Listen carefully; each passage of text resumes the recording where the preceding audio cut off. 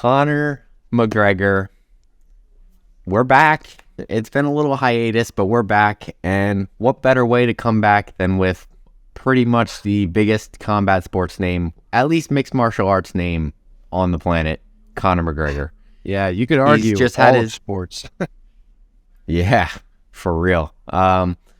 This is not out of nowhere. Conor McGregor is celebrating his 10-year anniversary in the UFC, so we thought, let's take a look back on the career and life and journey that he's gone on in this last decade. So just get right into it. I mean, where do we start with this man? Well, even before his debut, there were some underground rumblings of this Irish kid talking a lot of game, knocking people out over in Cage Warriors, right, in the UK.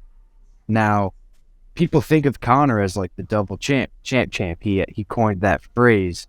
He was the champ in Cage Warriors. He had the 145 belt and the 155 belt. So this guy is like no stranger to having two belts over his shoulder. And it's pretty crazy that he came into the UFC and did the same exact thing. First person to ever do that. Yeah, made a mark. Since his debut, he was just the guy to look for. He won a few off the bat, then got a big win over Max Holloway, who at the time was a young Max Holloway. But what he did to Max Holloway hasn't been seen since that point, and it was just great to see. A young guy came up, became double champ, and the rest is history. I mean, what do we look at? Some of those fights? You want to look at some of those fights? Yeah, I mean, so again, he came into the UFC with 2 submission losses. Wasn't known as much of a grappling guy, but all his wins were finishes. Now, his professional career, I think he's got like over 20 wins, and almost 20 of them all his wins except for, I think, 2 were finishes. And all his losses were finishes. So even though the phrase was coined by the Diaz brothers, he is a kill or be killed fighter. He's always been exciting. He came in, his debut was against Marcus Brimage, and put on an absolute master class in striking. It was a schooling. It was a pretty one-sided beatdown. He had the cool hair and the beard, and the Conor that we knew then totally looks different than the Conor we knew now. He's just like skinny skeleton, definitely jacked and ripped up, but he just looked like this young guy and put on an absolute clinic against Marcus Brimage. As you mentioned, Tyler, he fought a very young Max Holloway. Looking back, it's like, wow, because none of us really knew how good Max Holloway was, even though he was just a young kid during that fight.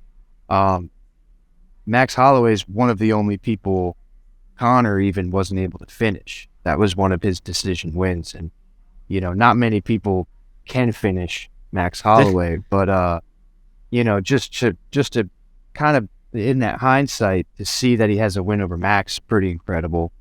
TKO'd Dustin Poirier back. Even Dustin was a young fighter coming up, but looking back, it's like, man, that's pretty incredible. Dustin Poirier is one of the greatest to ever do it in 45 and 55. Who else did we have? We had Dennis Seaver, who was a good fighter. Not, looking back on his career, he wasn't exactly at the level. I think that was a late replacement, if I remember. Can't recall. Yeah, I kind of remember it being not everyone was like, why is he fighting Dennis Seaver? But I mean, Dennis Seaver was good, still demolished, TKO'd him. Chad Mendes was a late replacement for sure. Yeah, definitely. Probably one of Conor's toughest fights to date. Chad Mendes his run in the UFC was pretty epic. I mean, he was a D1 wrestler. He had a lot of knockout wins.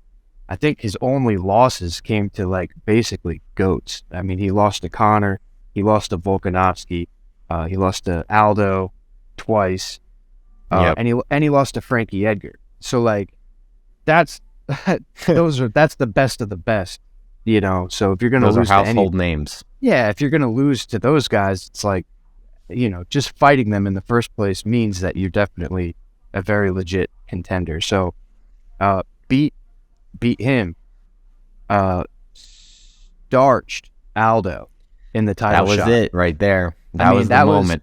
That was crazy. That was what, like, he talked and he fought, right? But when he knocked out Aldo the way that he did, even if you were expecting him to win, nobody was expecting that. No. Fastest title fight knockout in the history of the UFC. Put the legend down. That was, in my opinion, like the beginning of the explosion of Conor McGregor. The stars just aligned that whole build up to that fight. I mean, after all, they canceled a few times, but that world tour they went on for all those medias, Conor really just systematically broke Jose Aldo. And nobody, even though Jose was clearly mentally not fully there just after all that, everybody still thought Jose Aldo was going to win because of who he was. And for Conor to do that in 13 seconds, I think we can all agree that was his moment where he became a superstar. Yeah, I mean, nobody had done that to Jose Aldo before. Even if you're going to, like, talk a little bit, and I'm going to beat this guy up, like, that's the fight game. That's what everybody does. But the way Conor, like, laid into him, every single interview, just bullying him, sticking his finger in his chest, like, big brothering him, like, just totally making him feel like he just got him so frustrated. It was clear Aldo was visibly frustrated throughout that entire setting up to that fight, and you could even see in the cage before they started, Aldo, he just looked kind of stiff, and he didn't even want to look at Conor. He was just very like it didn't look like the Jose Aldo that we were accustomed to at that time, and Conor just absolutely starched him. It was pretty incredible. After that fight, who did he fight after that? Alvarez. Your boy, Nathan. No, was it Alvarez or Nate?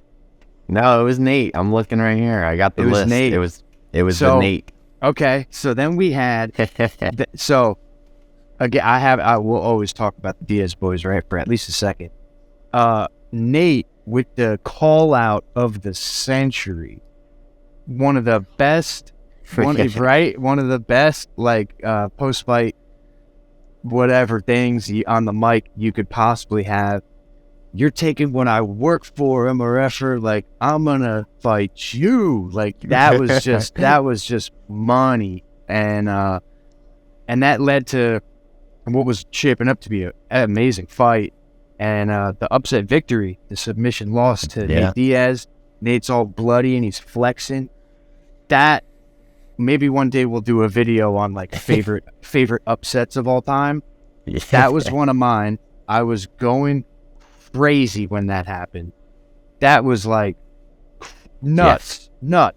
Because especially after you starch Aldo, I love the Diaz boys. Nobody really expected Nate to go in there and put the beat down on Conor the way he did.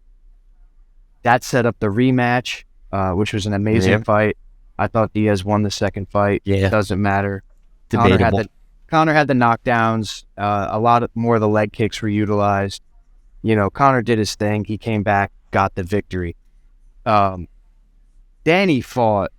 Yeah. Alvarez is next after that. Which, God. Boy, that fight, maybe one of the best performances we've ever seen in a title fight. Conor made Eddie Alvarez look like he had no business being a fighter, a UFC fighter, a champion. Like, and I love Eddie Alvarez, man. He's the people's champ, the underground king. He's amazing, legitimate fighter. But, like, the way Conor's so tactical, right? Like, the way that he would just move out of the way, hit him, move out of the hit him again. That was one of the nicest combinations we had seen. That bang, bang, bang, bang. Like, 1, 2, 3, 4, just laying these combinations on him and landing clean. had his hands behind his back, just standing straight up right in front of him. As soon as Alvarez would throw, out of the way. What was Conor's line? It was during the Aldo press conference, and he was jawing at Cerrone, and he was jawing at Alvarez. He was jawing at everybody. Jeremy Remember that? Stevens, Everybody. that guy. And he's just like, that division's stuck in the mud. Like, they're all too slow. Like, that was incredible because Conor, that's a great example, that press conference of like what Conor is. You had like 15 of the world's best fighters of all time on stage at once. And Conor controlled the mic the entire time. It was his show. It was his show. He was talking to this guy behind him, that guy over there, Jeremy Stevens in the corner. Who the spook is that guy? Like, one of the best lines ever. That'll go down as one of the greatest Conor moments of all time. Just crazy. After Alvarez, who did we have? He went and did his thing at boxing. Then he did. Oh man, let's talk about that. First ever crossover. He got the payday, and he looked good. I mean, he did the crossover fight. The closest thing up until then was when James Toney came. It did the opposite. He came from boxing, champion, knocked out a ton of people, came and fought Couture, which was, Dana White was like, you want to try MMA? We'll give you like the worst matchup ever. And Couture put a beat down on him. Yep. Which I think everybody expected. When Conor went and boxed, I don't think anybody was expecting him. I mean, obviously the Irish fans are always supportive, but I don't think anybody expected him to actually look so good for the first 8 rounds or so. Like, he looked really good, man. He was putting hands on Floyd Mayweather. I know the boxing hardcores out there will be like, oh, Floyd carried him. He was playing with him. I mean, even Floyd Mayweather has to get reads and distance and timing. Yeah. And Conor did a really good job of putting combinations together, keeping the pace. He's really good at all three of those things you just mentioned. So, yeah, he won some rounds. He definitely won some rounds. He won rounds. I mean, Conor's typically a fast starter. I know I had my doubts about him keeping that pace for a long time because Conor is known to kind of fade after the first couple rounds. Boxing rounds are shorter than MMA rounds, so there's that. But overall, I mean, he looked great. He cashed a really fat check. That press conference was interesting. They did that tour, the worldwide tour. Yep. And I think Conor struggled a little bit with the format. I think he's used to people asking him questions and then he can answer with kind of slick and funny. He's really quick when he answers the questions and he's bouncing off of other people. They were just like, here's a microphone, talk for a half an hour. It was like, for me, those weren't my favorite microphone moments of Conor McGregor, but overall the whole thing was a spectacle, and it was. And people have been trying to copy that ever since. How many MMA fighters are trying to talk about boxers and create another moment because they all think, well, he got paid $100 million, so I'm gonna get paid. It's like, and as we can see with Francis, anyone else who's even talked about it, it's not gonna. You can't really duplicate Conor McGregor and Floyd Money Mayweather event, that magnitude.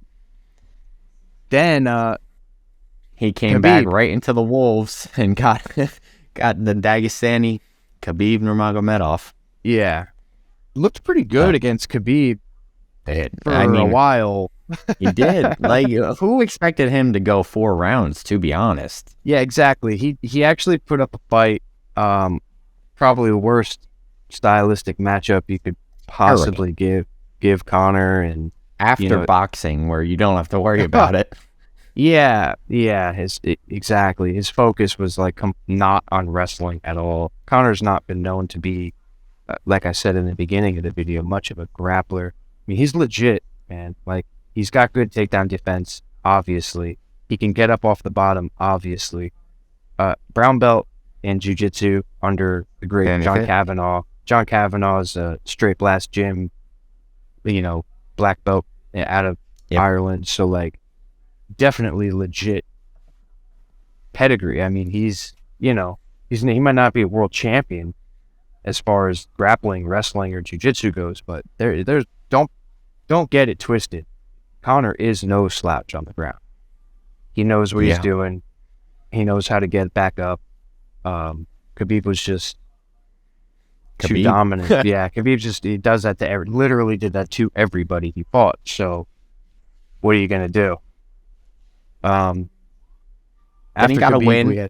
Got to win against Cowboy after a little layoff.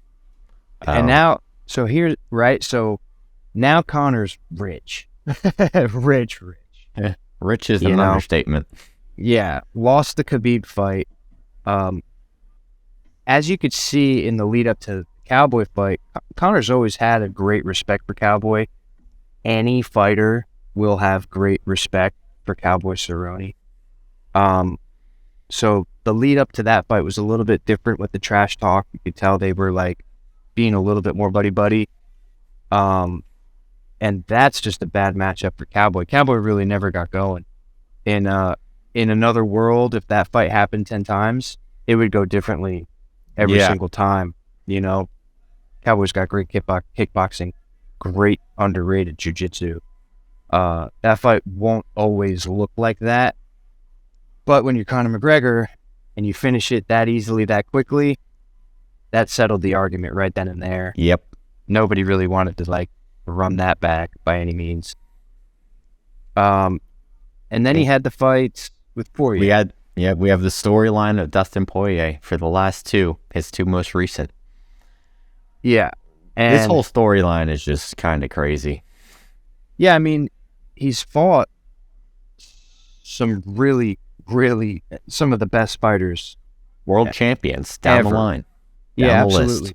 It's funny too, looking back on his early career, everybody's like, oh, he's fighting nobodies. Dude, Dustin Poirier, Max Holloway, Diego Brandao, like, these weren't nobodies. Like, these were like good fighters of the time. Eddie Alvarez has been a champion in almost every organization that he's been in. Still Jose fighting Aldo. to this day. Jose Aldo. I mean, Cowboy just got put in the Hall of Fame. Nate Diaz fought everybody. Dustin Khabib, Poirier at this champion. point, Khabib's Poirier's last 10 fights have all been against world champions. Like his resume is ridiculous. One of them. Yeah, so you could even say that, if that fight happened 10 times, who knows what happens. But after Conor sort of peaked, Dustin was still knocking out world champions. Yep. Over and over and over. So Dustin was just he was forged, he was just at the height of his game, as Conor might have already been starting to decline a little bit. Poirier's an absolute savage. He's a fighter, lion. man. Oh man. Yeah. I can't wait to watch him fight again. I kind of hope it's not Gaethje. I don't know if that's official or not. It's rumored, but nothing official. But yeah, because I hate to see either one of those guys lose. I want them both to be champions, so it stinks when one of them has to lose. But the career of Conor McGregor, man, it is something to be, looked at and respected, because what this guy's done in just 10 years, some of these fighters' careers are 20 years, you know what I mean? And granted, his pro career has been longer than 10. Yeah. 10 years in the UFC to literally bring it from where he started to where it is now. I think he holds 4 out of 5 of the best pay-per-views ever. It's most of them say McGregor when you're up there in the top 10. Yeah, man, it's crazy. I think he's had the most consecutive performance bonuses. which is a crazy weird stat, but like when you really think about what that means, it's like every single time this guy goes in there, it's excitement, and Yep. something crazy happens. Like I said before, it's either kill or be killed.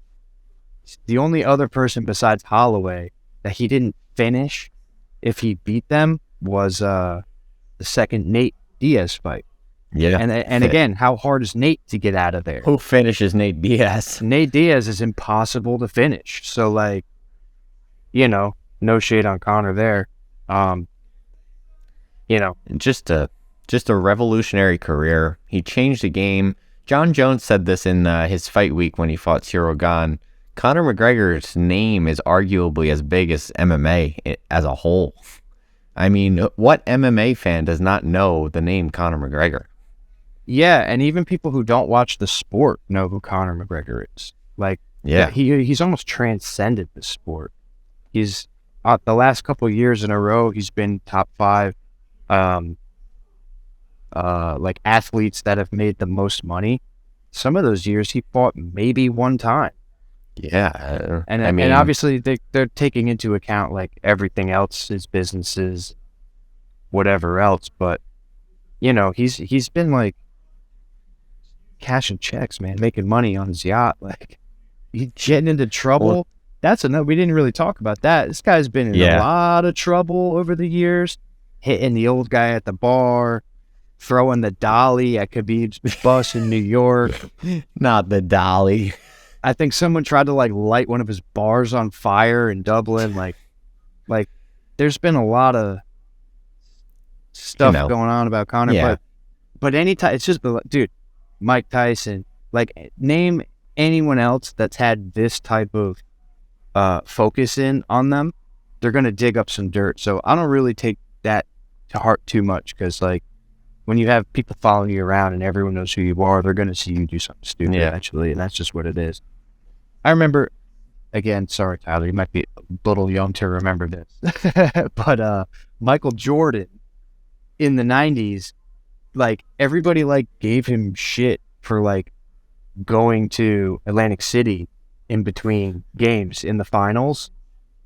And I remember they questioned him for like weeks. Like every reporter for weeks and weeks were like, oh, what do? You have a gambling problem? You have a drinking problem? He's like, dude, I lost a game and I wanted to go like blow off steam with my father. Like, give me a break. You know what I'm saying?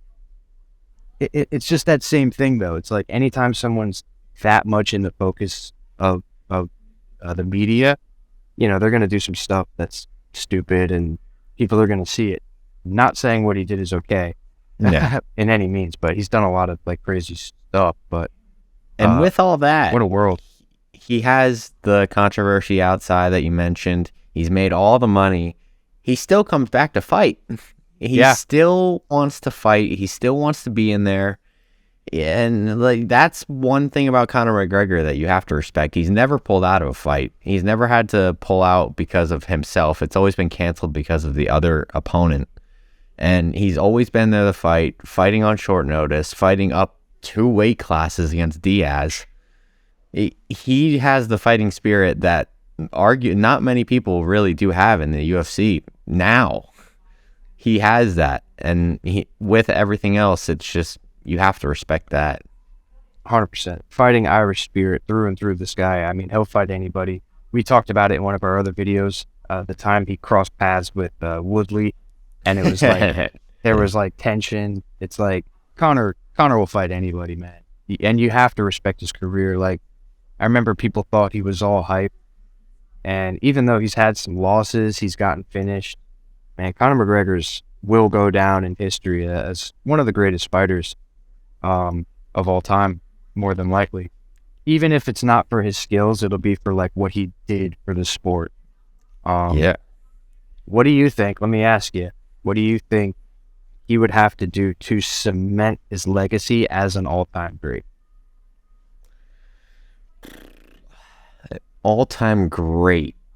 Are all-time great accomplishments, or like what is the? I mean, I guess I could go on and on about the technicalities.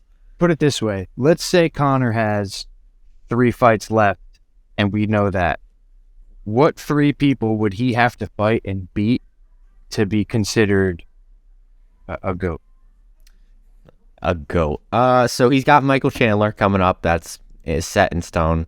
So if we say, we're most likely saying he's kill or be killed. So we're expecting either a finish against Chandler or Chandler's going to finish him somehow. So we'll say finish against Chandler. I don't know if that sets him up for a title fight right away. I would not like a title fight right away, but I think he'll get a title fight. So whoever the lightweight champion is at the time, if I had to guess right now in current time, I'll say it's probably going to be either Islam or Charles. Maybe Charles still. So he would have to beat one of them, who I can see him beating. I could see him beating Charles. Charles gets chinned a lot, and Conor has a bomb. I could see it happening. So if he goes out, beats Michael Chandler, beats Charles Oliveira, and if he defends a title, if he defends the lightweight strap once, which he's never defended a title, which a lot of people give him slack for. So perfect world, he beats Michael Chandler, beats Charles Oliveira, becomes a champion, and defends it against a guy like, I don't think Gaethje will be around unless he's the champion, so I don't think that's an option. I would say he's gonna have to beat a new guy, new dog in the yard, like a Rafael Fiziev if he's still up there. Like if he beats an up and coming dog like that, I would say he's an all-time great. Yeah. Because I don't think that defense will be against a seasoned vet, because I think it's gonna be. I think the new wave is coming by that time. Sure. So, as you were going, I was thinking about, I was like, I asked the question, but I didn't have an answer at the time, but now I have an answer. If he goes out there and puts out Michael Chandler, which I think there's actually a pretty good chance. Chandler loves to bang it out, especially in the first round. He could easily get clipped. If Conor shows up, like this is the whole, this is a make-believe world that we're in. That Conor's prepared and not thinking about his satin sheets, like he's coming out to fight. I think he could put away Chandler. If he beats Islam, it's not exactly, but sort of like he's getting that win back from Nurmagomedov. That was in my head, for sure. It's like, because that was one that kind of burned Conor. Like that one got really personal. Talking about Khabib's dad, who was also Islam's coach, right? The whole Dagestani wrestling style was like sort of basically everybody's Achilles heel, but like certainly Conor's. And so I think if he got that win, that's almost like getting a win back at Khabib. And then are you ready? This is my capper. This is the third one was the questionable one. For me, it's easy. You ready? I didn't. He defends the 155 belt against Alex Volkanovski. Okay? See, that was over, but I didn't even think about that. There are 4 featherweight champions ever. Conor and Volk have both beaten Aldo and Holloway. So they haven't fought each other. That would be for either way. If it's at lightweight, that would be like featherweight GOAT. Yeah.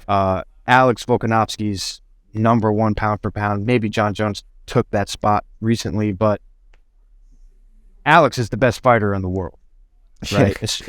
There's just like, I don't care what number 1, number 2, number 3, whatever. Volkanovski is at this time, in my opinion, the best pound for pound fighter in the world. And so to have a win over pound for pound number 1, the arguable featherweight GOAT, the only featherweight champion Conor has beat, and to do it defending the 55 strap, I think those 3 fights would put Conor cemented. His legacy's already cemented, but that would just cap what's already been an insanely fun career. That is a phenomenal matchup that I didn't even think about, but it makes so much sense. I don't see Alexander Volkanovski losing anytime soon. So I think he'll still be the featherweight champ by the time, like, if that all plays out in the hypothetical world. That would be a phenomenal fight. What a fun fight that would be. I'm That just would thinking be about that fight. huge. That would be huge. Call Sean Shelby. Yeah, Sean Shelby. Just make that fight right now. Just think about how massive that would be, especially if it would be a bad idea for Conor to come out and be like, oh, it's my retirement fight. But imagine if like that was the end of it all. Like, I'm going to do one more fight, see who like the best fighter in the world is. And if he could get wins over some of those guys to end his career, man, oh man. To be honest, even if Conor lost 2-3 times in a row, we see great champions slide at the end of their careers all the time. It's still Anderson Silva is still one of the great. He fought like eight in a row he lost at the end or something like that. But still the middleweight GOAT. Still the GOAT. Like, people don't really care about those losses, like, because they already know, like, you know, people remember, the hardcores remember your career as a whole. Yeah. And your accomplishments. So I don't know, man. It's interesting. The sport will be different without Conor McGregor in it. Yeah, but I don't think he won't be far from it. He'll still be in the headlines. He'll probably be causing some chaos somewhere. Probably. But the name, Conor McGregor's name, will be around for a long time after he retires officially. But legacy cemented already. No matter what happens going forward, that we played some hypotheticals, but no matter what happens, his legacy's cemented. He's one of the greats. He made his mark. He transcended. You used the word transcended. Now it's in my head. He transcended the sport to heights that have never been seen. So there's no denying who Conor McGregor is in the MMA world and in the world in general. Mm. So happy 10-year anniversary, Conor McGregor. Happy 10-year anniversary, man. It's been a pleasure to watch. All that in 10 years, which sounds like a lot, but 10 years is not that long. No, it's not. But also, like, you know, we talked about Cowboy a week or two ago. In his 10 years, he probably had like 30-some fights. But in those 30-some fights, didn't even do half of the stuff that Conor did. You know, that's what we're really admiring here in that short of a time, how you could reach brand new heights for an MMA fighter. It's amazing. And I want to mention this too about Conor. Never changed camps. No.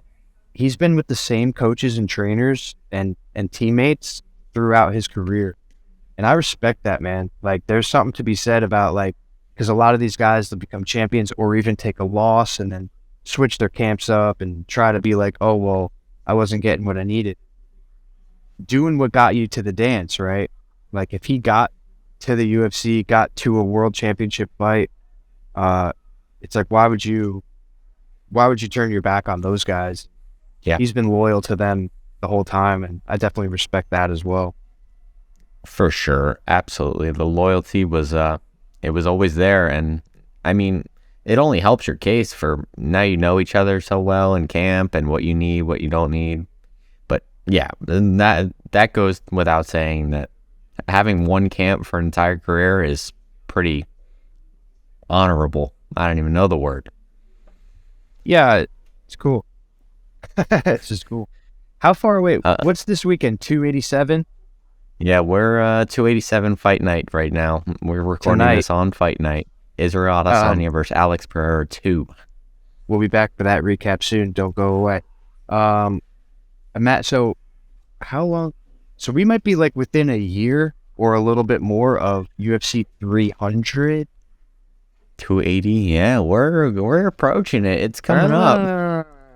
Imagine a Conor McGregor on a UFC 300. We need a John Jones on 300. He's been on 100, 200. He's been on 1 and 200. Oh, let's get John Jones versus Brock Lesnar. All the steroids allowed. Everything. Oh, we're going off the chain here. We'll wrap it up for you guys. Shout out Conor McGregor on a 10 years in the UFC. legendary career. It isn't over yet, but legendary career. That's all I got for you guys. We told you our side. In the words of Conor McGregor, Tough Talk MMA, we're not here to take part. We're here to take over. Let's go. You're damn right we are, and so that's our plan. So we'll be back for the 287 recap. Obviously, if you guys enjoyed the video, you know what to do. Like, comment, subscribe. We'll see you in the next one. RJ, you got anything? I'm out, brother. We're out. Peace.